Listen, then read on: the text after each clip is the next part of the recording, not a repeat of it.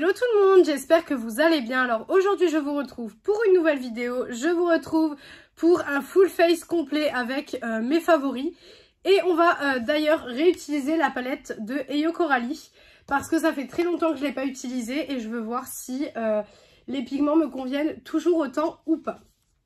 Donc aujourd'hui c'est un petit full face avec mes produits favoris. Donc je vais vous montrer les produits que j'utilise en ce moment. Les produits que voilà, avec lesquels je me maquille tous les jours. Je me suis dit que ça pouvait être une super bonne idée. Alors j'ai déjà hydraté ma peau, donc je me suis déjà lavé le visage, hydraté ma peau, etc. etc. Donc maintenant on va pouvoir commencer le make-up sans plus attendre.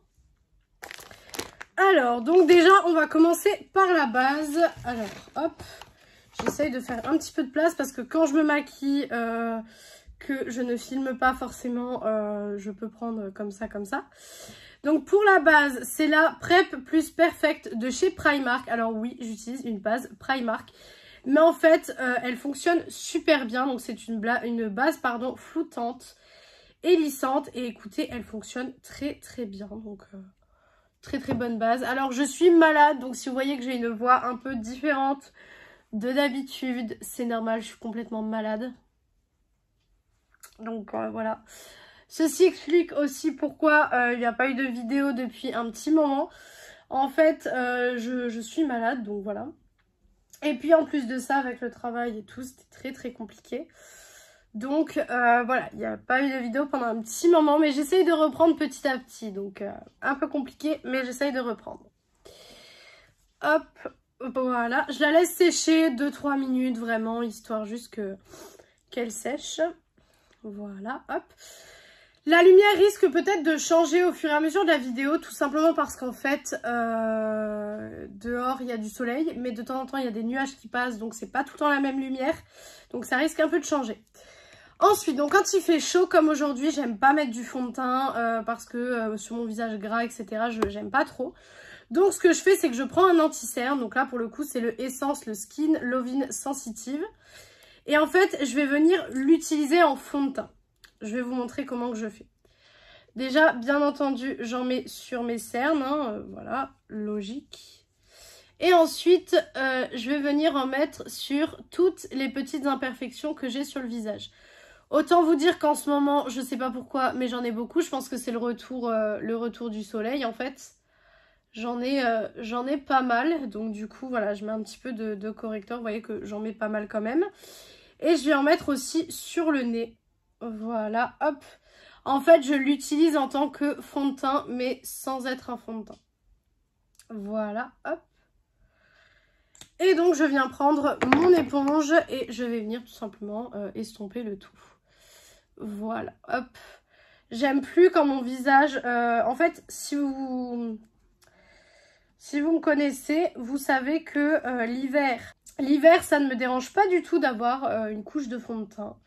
Mais l'été, ça me dérange beaucoup. Déjà, l'été dernier, si vous me suiviez à cette époque-là, je faisais comme ça. Je mettais de l'anti-cerne en guise de fond de teint. Enfin, en guise de fond de teint, vous voyez ce que je veux dire. Pour camoufler un petit peu certaines choses. Parce que forcément, tout n'est pas beau. Les imperfections sont pas jolies. D'ailleurs, en parlant d'imperfections, je ne sais pas ce que j'ai, mais en ce moment, j'ai une peau juste horrible. Vraiment, je ne comprends pas ce qui se passe avec ma peau, mais j'ai une peau horrible. Vraiment, on peut pas faire plus horrible au niveau de la peau.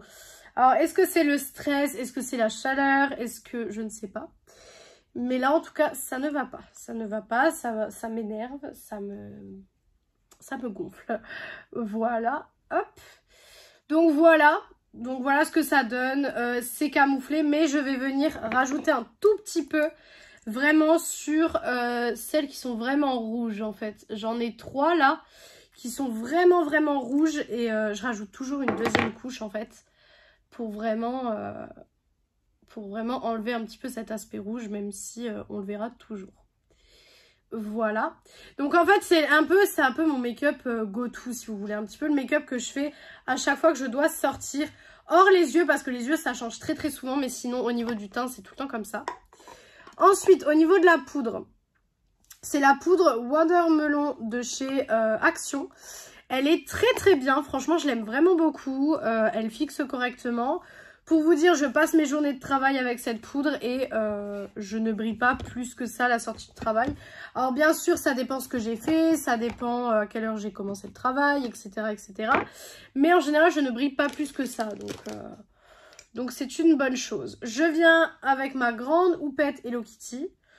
Je viens tout simplement me poudrer le visage. Donc au niveau de la poudre, j'en mets quand même pas mal. Ça pour le coup, été ou hiver, c'est la même chose parce qu'en fait, j'ai une peau grasse comme je vous l'ai expliqué. Et pour les filles qui ont les peaux grasses ou les garçons qui ont la peau grasse, hein, vous allez me comprendre, la sensation de peau grasse, il y a un moment donné où on n'en peut plus. Vraiment, il y a même un moment donné où même les crèmes trop grasses, ça commence à... on n'en peut plus en fait. Donc voilà le pourquoi du comment, je me poudre beaucoup, tout le temps. Il y a des filles qui pourraient rester comme ça avec la peau comme ça avec du correcteur. Moi c'est pas mon cas, donc voilà, malheureusement c'est comme ça et je crois que ça restera comme ça à vie. Voilà, donc je poudre hein, tout simplement, rien de bien compliqué. Voilà. Hop. Et quand le teint est poudré, donc là vous voyez mon teint est complètement poudré, je vais passer aux yeux. Juste, je vais venir enlever la poudre que j'ai sur moi et je reviens tout de suite. Donc voilà, j'ai enlevé la poudre que j'avais sur moi et on va réutiliser la palette de Heyo Coralie. Alors c'est une palette qui est sortie en 2020 il me semble, que j'avais adorée, hein. Vraiment je l'avais adorée. Et en fait je veux voir si je l'aime encore autant, tout simplement. Donc je sais ce que je vais faire. Ça c'est pas... Voilà, je sais ce que je vais faire. J'espère juste que ça va être... correct et que ça va être à la hauteur de ce que j'attends. Et à la hauteur surtout de ce à quoi je m'attends. Parce qu'en 2020 je la trouvais exceptionnelle. C'est ma première palette Beauty Bay, si je dis pas de bêtises. Je crois que c'est la première palette Beauty Bay que j'avais achetée. Donc c'est la première fois que j'avais découvert les fards Beauty Bay. Donc je me dis peut-être que je vais l'aimer, peut-être que ça se trouve je vais la trouver complètement nulle maintenant avec le recul et avec toutes les palettes que je connais. Donc ce qu'on va faire c'est que je vais prendre ce rossi que je vais mettre donc du coin interne jusqu'au milieu de ma paupière et pour le milieu de ma paupière jusqu'au coin externe je viendrai mettre le orange. Tout simplement, vraiment, c'est ce que je faisais à l'époque. Donc la première fois que je l'ai essayé, c'est ce que je faisais. Et j'ai toujours aimé la palette comme ça. Donc je me dis, autant réessayer un make-up que je faisais à l'époque. Et si vraiment j'aime encore ce make-up à l'heure actuelle, et ben c'est que la palette fonctionne toujours. Maintenant, à voir si ça fonctionne toujours. J'avais pas envie de vous montrer des palettes que j'ai utilisées récemment ou des palettes que vous m'avez déjà vu utiliser en vidéo. Parce que je me suis dit, autant utiliser une palette qui est plus ancienne. Peut-être ça vous donnera envie de la ressortir si vous l'avez. Et puis en plus de ça, moi ça me permet de voir si les palettes sont toujours à la hauteur de ce que j'attends. Ou si vraiment c'est plus du tout d'actualité et si les palettes me plaisent pas. Alors pour le moment, la qualité est bonne. J'ai rien à dire. Si jamais ce style de vidéo vous intéresse où je reteste des palettes ou des produits que j'ai pas utilisés depuis longtemps, n'hésitez pas à me le dire en commentaire et je vous en ferai plus parce que moi c'est vrai que c'est des vidéos que j'aime beaucoup regarder en général. Quand je vois des vidéos où des gens testent un petit peu des produits que ça fait très longtemps ils n'ont pas utilisé, etc. J'aime beaucoup voir en fait, en général je regarde la première vidéo où ils ont testé les produits et la deuxième vidéo où ils retestent par exemple 1 an plus tard ou quoi que ce soit. Pour voir un petit peu si leur avis a changé, etc. sur le produit. Et donc je me dis, si ça se trouve, vous avez envie de voir la même chose sur ma chaîne.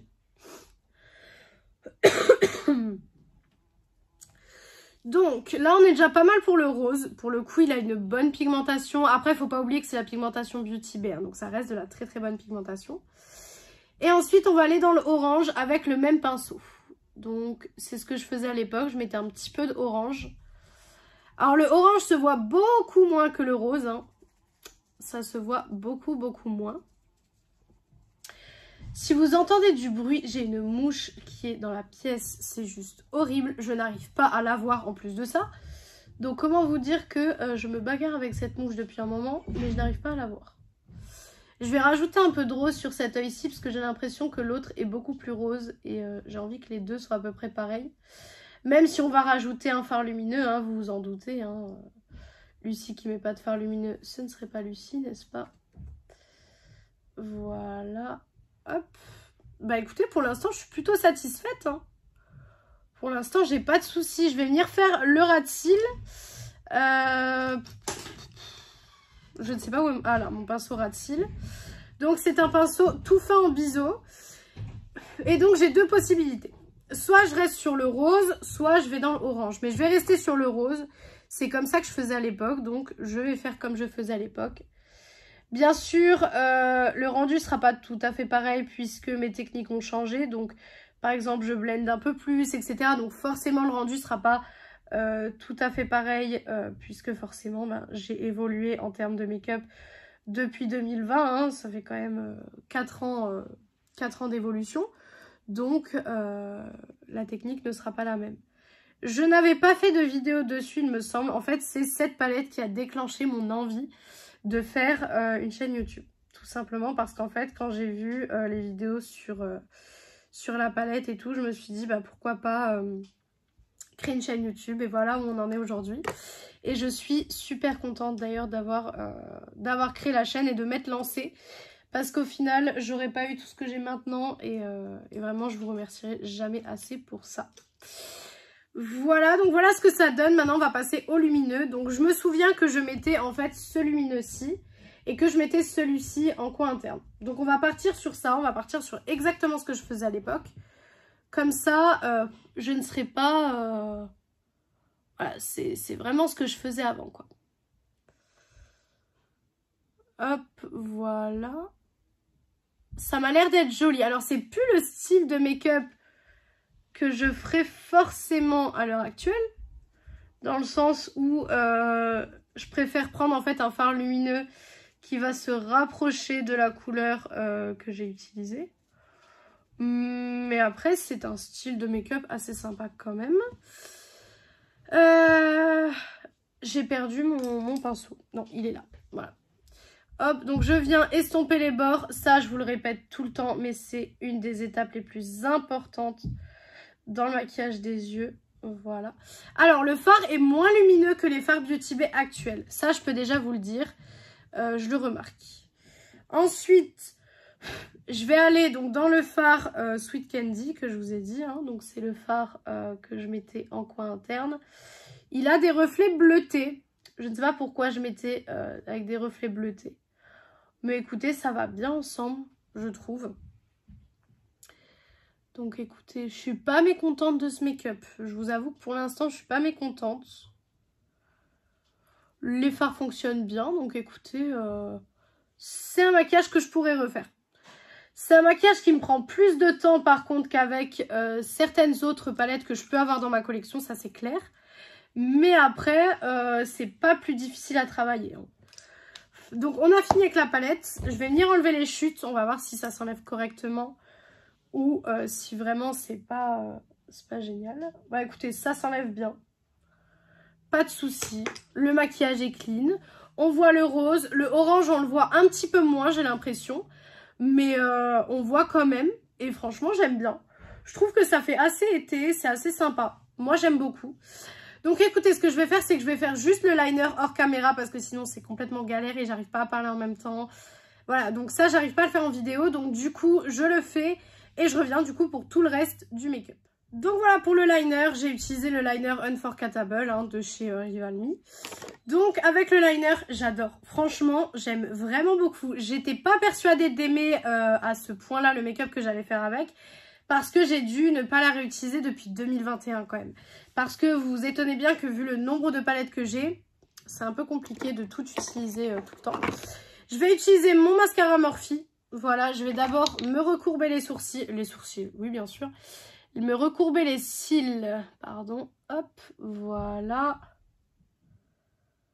Voilà, donc je me recourbe les cils et je viens mettre mon petit mascara Morphe. À savoir qu'à l'époque, il y avait des jours où ça m'arrivait de ne pas mettre de mascara. Alors, j'ai un peu honte. Parce que le mascara, c'est une des étapes hyper importantes. C'est une des étapes d'ailleurs que je ne loupe jamais. Que je fasse un make-up hyper simple ou un make-up hyper sophistiqué, c'est une des étapes que je ne loupe jamais. Même si sur moi, j'ai l'impression que le mascara, ça fait pas trop de différence. Je ne loupe jamais cette étape en fait. Je ne sais pas pourquoi, mais je ne la loupe jamais. Même si sur moi, comme je vous l'ai dit, ça fait pas une grande différence. Mais je préfère ne pas l'oublier. Voilà. Petit coup de mascara vite fait. Hop. Voilà. Juste même question de séparer les cils ou quoi que ce soit. Je trouve que c'est hyper important. Et ensuite, donc je viens prendre toujours une palette de chez Beauty Bay. Donc c'est pas sponsorisé ou je suis pas en collaboration. J'aimerais bien l'être, mais c'est pas le cas. Mais je prends la Bronze Blush Glow. Et en fait, ce que je vais faire, c'est que je vais venir avec un pinceau biseauté dans donc la couleur bronzer qui est ici. Et en fait, je vais faire un léger bronzer. Mais vraiment léger. C'est parce qu'en fait, comme j'ai le teint hyper blanc, l'anti-cerne me donne le teint encore plus blanc. Et donc sinon, il n'y a aucune couleur réelle sur mon visage en fait. Et ça me dérange. Voilà. Juste voilà, très léger. Histoire juste de donner un léger relief par-ci par-là. Maintenant, l'étape que j'adore, le blush. Et pour le blush, je vais utiliser mon blush préféré qui est mon blush de chez KVD. Donc c'est le Everlasting Foxglove. Ça fait déjà 2 fois que je l'ai, 2 fois que je le panne. Donc comment vous dire que je crois que ce blush, c'est mon blush préféré de tous les temps. Et en fait, je prends un pinceau comme ceci, très fluffy. Parce que je trouve qu'avec ce genre de pinceau, j'arrive beaucoup mieux à appliquer mon blush en fait. Il est beaucoup plus diffus, il se diffuse beaucoup plus au niveau de mon visage, je préfère. Après, au niveau des pinceaux, tout est question de préférence, hein. Comme je le dis souvent, certes, les pinceaux font beaucoup dans le résultat du make-up, mais ce qui fait beaucoup surtout dans le résultat du make-up, c'est comment vous maquillez. Alors bien sûr, ce que vous utilisez, ça fait beaucoup aussi, je dis pas... Mais comment vous vous maquillez, c'est au moins 70% de la façon dont vous vous maquillez, quoi. Parce que forcément, j'ai déjà vu des filles se maquiller avec des produits Action, faire un super beau make-up. Et des fois, des filles se maquiller avec des produits, j'ai une bêtise, mais Anastasia Beverly Hills. Et faire des maquillages qui n'étaient pas du tout jolis. Donc, ça dépend. Hop, donc voilà où on en est. Donc on a appliqué le blush.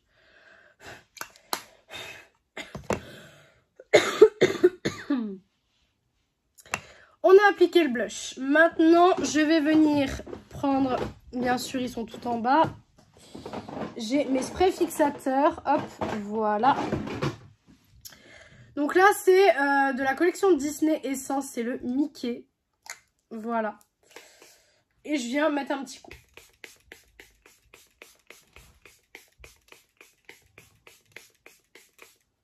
Petit coup, tout est relatif, hein, bien sûr. Voilà. Mais vraiment, le fixateur, c'est quelque chose que je mets tous les jours. Ça, pareil, que je fasse un petit make-up, un gros make-up. Ça ne change pas, ça ne changera jamais. Voilà, donc j'attends que ça sèche. Voilà, en général, ça sèche assez rapidement. Le temps, je vais venir faire mes lèvres. Et je vais prendre mon rouge à lèvres classique, qui est le Super Stay Matte Ink de chez Maybelline en teinte 65 séductrice. Voilà. Hop. Alors, j'ai une coupure à la lèvre, je pense que vous la voyez. J'espère que je vais réussir à appliquer mon rouge à lèvres. Et je viens de me tacher. C'est génial.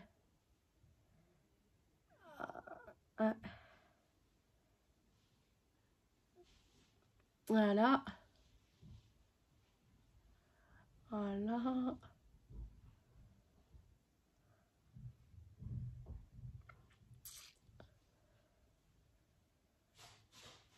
Les lèvres me brûlent un petit peu. Parce que j'ai les lèvres en fait gercées et ouvertes parce que je vais dans le congélateur au travail en fait. Donc... Voilà.